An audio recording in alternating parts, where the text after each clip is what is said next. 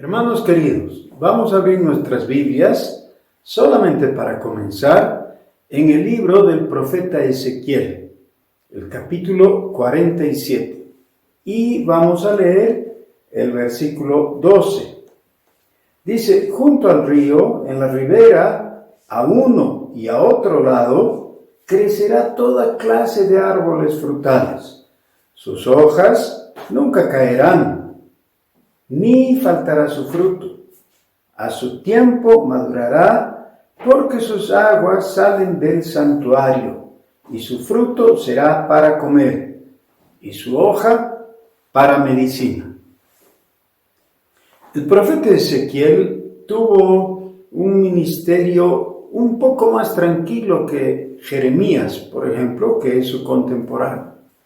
A Jeremías le tocó quedarse en el territorio del antiguo Israel, pero Ezequiel fue llevado cautivo a Babilonia y ahí ejerció un ministerio sumamente difícil porque, por supuesto, la gente que había sido llevada a Babilonia quiso acomodarse a la situación, y las profecías de Ezequiel eran incómodas porque negaban todas esas fábulas que los judíos estaban tejiendo acerca de apariciones o intervenciones de Dios para librarles de una vez de la cautividad.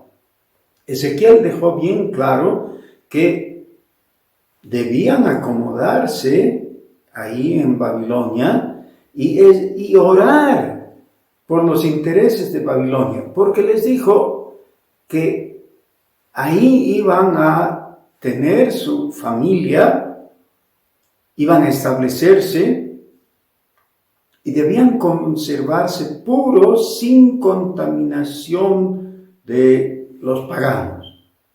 Bueno, ellos estaban esperando la intervención de Dios. Como es natural, Dios pensaba intervenir, pero Dios tiene sus tiempos. Y a veces nosotros quisiéramos que Dios haga las cosas en nuestro tiempo y todavía en nuestra generación, ¿no? Queremos ver las cosas, pero necesitamos recordar, nosotros solamente somos como la hierba cuya vida transcurre muy rápido. Eso es lo que nos dice en Salmos también. Bueno, ¿por qué tenían esa esperanza los judíos? ¿De dónde surgió? En este caso, lo que hace Ezequiel es prometerles la intervención de Dios, pero no en el momento o en la forma en que ellos hubieran querido. Ellos hubieran querido, por supuesto, que Dios intervenga destruyendo a los babilonios, deshaciendo ese imperio y estableciendo de nuevo el reino de David.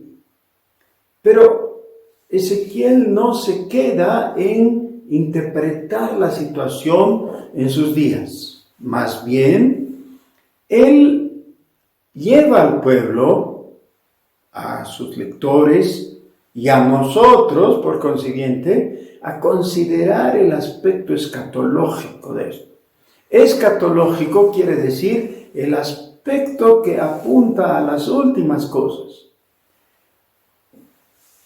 Esto es imposible si es que no entendemos lo que la Escritura nos dice desde el principio de cómo son las cosas, cómo ha planteado Dios, para evitar que nosotros, en un error, demos o formemos, incubemos falsas esperanzas. ¿Qué es lo que realmente nos dice la Biblia? Para tener un concepto adecuado, debemos hacer teología bíblica. ¿Qué es hacer teología bíblica? Es hacer un análisis del punto que queremos analizar, leyendo la Biblia de tapa a tapa. Es decir, considerando todo el consejo de Dios. Porque cuando tomamos un pasaje que nos gusta o que nos cae bien, o que favorece nuestra tendencia ideológica, entonces siempre torcemos el consejo de Dios. Necesitamos ver qué dice Dios por sí mismo desde el principio. En primer lugar, necesitamos recordar que la vida es invento y creación de Dios. Él tiene la autoría. En términos sencillos, si preguntamos, ¿quién es el autor de la vida?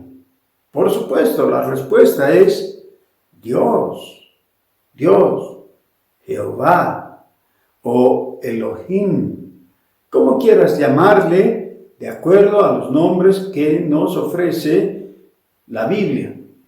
Dice que en el principio Elohim creó los cielos y la tierra. Y un poco más adelante dice cómo lo hizo. Dice que la tierra que Dios había creado produjo hierba y dio semilla. Eso está en el versículo 12 de Génesis capítulo 1. ¿Por qué ocurrió eso? Si queremos indagar por el origen de las cosas, sobre todo de la vida, necesitamos volver al Génesis. Eso es lo que nos dice el versículo 12, como anoté antes, pero el versículo 12 es solamente el producto de lo que Dios había ordenado. Prestemos atención a la manera en que lo presenta la Escritura. Dice, después dijo Dios, porque dijo Dios es que ocurrió. La vida es a consecuencia de la palabra de Dios. Por eso también el Nuevo Testamento dice que todas las cosas existen por la palabra de su poder y por ese poder son sustentadas. Nada hay que no exista fuera de la voluntad de Dios. No podemos crear nosotros nada que Dios no haya previsto ya o haya ordenado. En el versículo 11 dice, después dijo Dios, produzca la tierra hierba verde, hierba que dé semilla, árbol de fruto que dé fruto según su género, que su semilla esté en él, sobre la tierra. Y fue así. Esto nos lleva a esta conclusión muy sencilla, fácil de alcanzar, pero olvidada por algunas personas.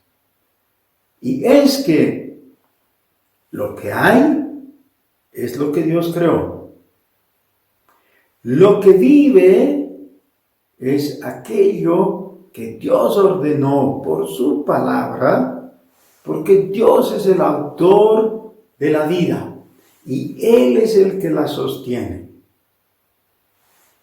Cuando nosotros, los seres humanos, pretendemos intervenir, normalmente tenemos que mirar para atrás y darnos cuenta que solamente hemos logrado interrumpir y perjudicar lo que Dios ya había establecido.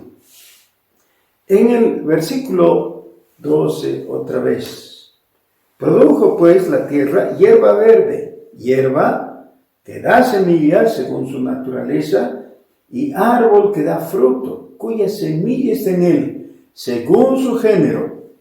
Y vio Dios que era bueno.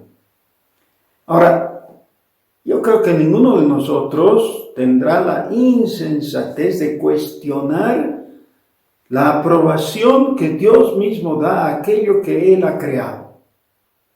Lo que Él ha creado es bueno, por supuesto. Entonces viene a nuestra cabeza una pregunta. ¿Por qué hay cosas que obviamente no son buenas?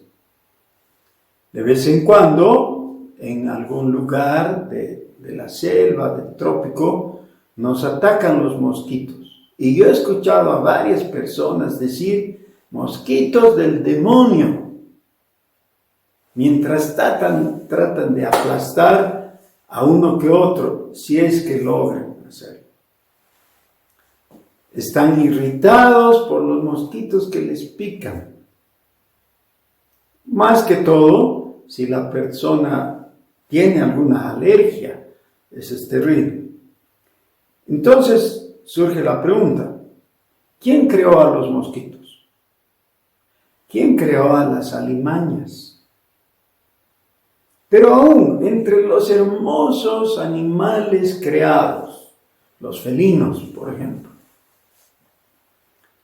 ¿quién los creó tan feroces? Es decir, ¿quién introdujo la ferocidad?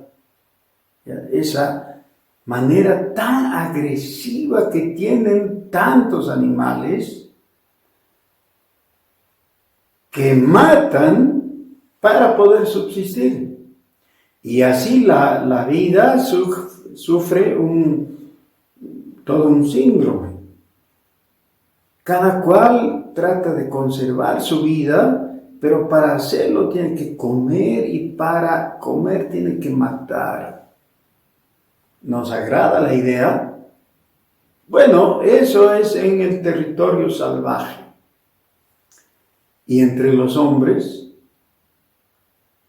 creo que no somos mejores. Sin embargo, seguimos en el análisis de cómo comenzó el asunto. En el capítulo 1 todavía se nos dice que un poco más adelante el Señor volvió a hablar y dijo: produzca las aguas seres vivientes y aves que vuelen sobre la tierra en la abierta expansión de los cielos. Y creó Dios los grandes monstruos marinos y todo ser viviente que se mueve, que las aguas produjeron según su género, y toda ave alada según su especie. Y vio Dios que era bueno. Cuando Dios lo creó, era bueno. A esos seres creados, Dios les dice: fructificad y multiplicaos, llenad las aguas en los mares y multiplíquense las aves en la tierra. Y fue la tarde y la mañana en el día quinto. Y después dice Dios: produzca la tierra seres vivientes según su género, bestias y serpientes y animales de la tierra. Lo anterior era del agua. De la tierra según su especie. Y fue así. He leído el versículo 24. E hizo Dios animales de la tierra según su género, y ganado según su género, y todo animal que se arrastra sobre la tierra según su especie. Y vio Dios que era bueno. Lo que Dios ha creado es bueno. Fue creado bueno. En el versículo 26 tenemos la introducción de una nueva criatura. Una criatura extraña. Frente o comparándola con todo lo creado anteriormente. Versículo 26 del capítulo 1. Entonces dijo Dios: hagamos al hombre a nuestra imagen, conforme a nuestra semejanza, y señoree en los peces del mar y en las aves del cielo, en las bestias, en toda la tierra y en todo animal que se arrastra sobre la tierra. Ese es el propósito de Dios expresado en un consejo dentro de la Santa Trinidad. Dios está hablando consigo mismo, las tres personas en un consejo armonioso definen y deciden crear al hombre. Cuando digo hombre, incluyo a la mujer porque la palabra en el original no solo lo permite, sino que lo indica. El ser humano ha sido creado. Y ha sido creado con la característica de poder ser macho o hembra. Y ambos en su conjunto tienen, portan, exhiben la imagen de Dios, por voluntad de Dios. Pero también tienen esa característica parecida a la de los animales. Se reproducen igual que ellos. En el versículo 27, y creó Dios al hombre a su imagen, a imagen de Dios lo creó, varón y hembra los creó, y los bendijo Dios. Esto nos lleva a una posición que no admite ambigüedades. No necesitamos dudar acerca del origen del hombre. Si alguien expresa dudas, es solamente porque no lee con atención la Escritura. La Escritura sencilla y claramente dice que el hombre ha sido creado por Dios a su imagen y semejanza y con las características que Dios ha querido darle.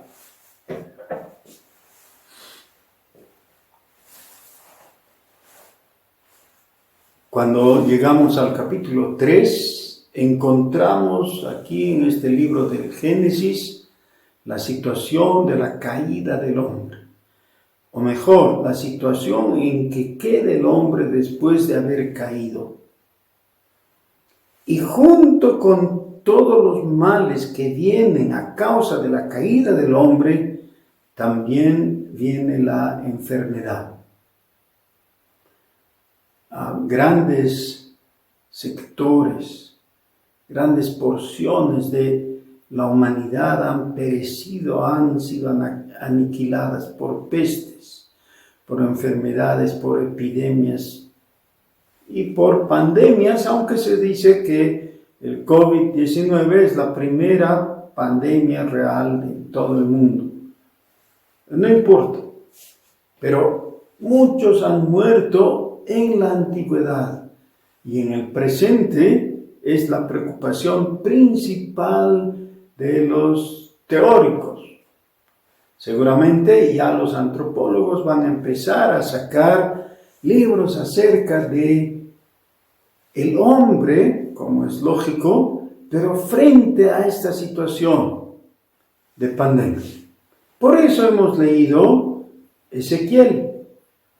Y ahora nos toca ir a Apocalipsis. ¿Y por qué he escogido estos tres pasajes? Primero Ezequiel, luego Génesis y finalmente Apocalipsis.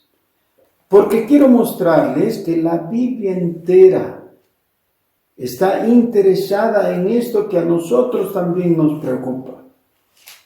Que resucita esas viejas preguntas que a través de los tiempos hemos tenido. En Apocalipsis capítulo 22 dice: después me mostró un río limpio de agua de vida, resplandeciente como cristal, que salía del trono de Dios y del Cordero. En medio de la calle de la ciudad y a uno y a otro lado del río estaba el árbol de la vida, que produce 12 frutos, dando cada mes su fruto. Y las hojas del árbol eran para la sanidad de las naciones. Y no habrá más maldición, y el trono de Dios y del Cordero estará en ella, y sus siervos le servirán. ¿Qué tenemos aquí? Tenemos que después de todo lo vivido por la humanidad en estos cuantos miles de años que han transcurrido, historia del sufrimiento. La historia de la humanidad es historia del sufrimiento. Entre otras cosas, por la enfermedad. Hace unos minutos fui informado acerca de un amigo bastante cercano, un pastor del mismo presbiterio, que ha dado positivo y está mal. El que me ha avisado es su hijo y yo he querido hallar palabras inteligentes que decirle. Pero hay un momento en que uno siente que las palabras pierden significado y valor y contundencia. Realmente, cuando la situación llega, lo único que podemos hacer es proyectarnos en fe hacia Dios. Pero por una vez debiéramos callarnos y escuchar con atención a Dios. Dios nunca dijo, después de la caída del hombre, que la vida en este mundo iba a ser igual que al principio, porque no va a ser y no es, salvo en la esperanza escatológica a la que nos hemos referido antes. Significa, necesitamos anhelar en nuestro corazón el cumplimiento de las promesas de Dios para el fin, para después de que el Señor Jesús vuelva, establezca juicio y determine el destino de unos y otros, los salvos estarán con Él. Y una de las ventajas, una de las bendiciones maravillosas, es que no habrá más muerte, ni enfermedad, ni sufrimiento. Las lágrimas de todos serán enjugadas, dice. Apocalipsis capítulo 22. Las hojas del árbol de la vida servirá para la sanidad de las naciones. A través de todo el tiempo, de la historia de la humanidad, las personas que han buscado han encontrado que la infusión de algunas hojas podía servir para cierto efecto. Cuando la gente quiere, tranquilizar su estómago, toma mate de anís. Los bolivianos defienden a capa y espada los beneficios de la coca, y así sucesivamente, ¿no? Hay hierbas beneficiosas, pero ¿saben qué? Todavía no conocemos las hojas del árbol de la vida, salvo en el sentido espiritual. Pero aquí no está hablando solo en el sentido espiritual, sino en todo sentido también el material. Pero ¿acaso será que en el paraíso habrán personas con dolor de estómago que necesiten un mate?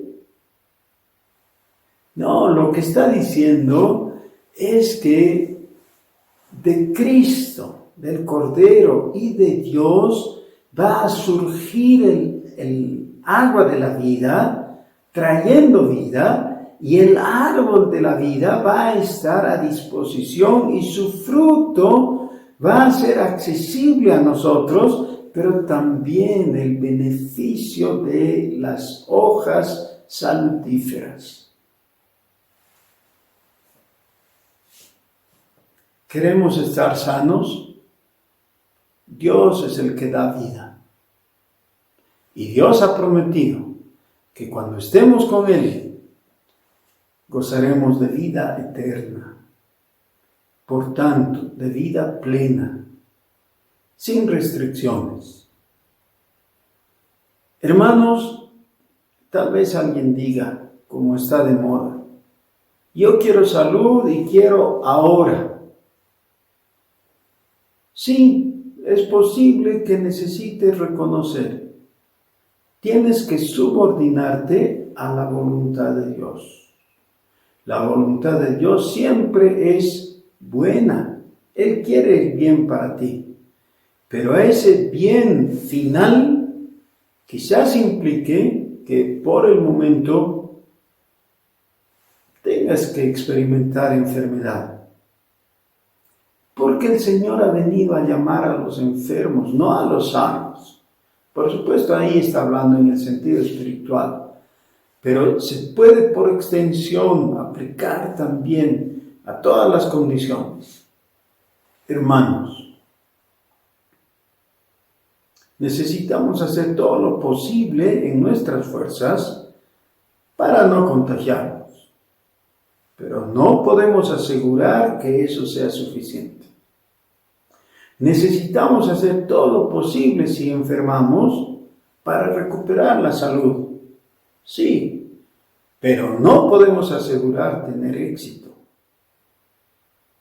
Pero sí podemos acudir al autor y dador de la vida, Jesucristo. Dice el Evangelio según San Juan, y este es nuestro cuarto pasaje. En él estaba la vida, y la vida era la luz de los hombres. La vida era la luz de los hombres. Jesús, que es la luz, es vida para los que acuden a él. Mi invitación para ti es que juntos vayamos en pos de él.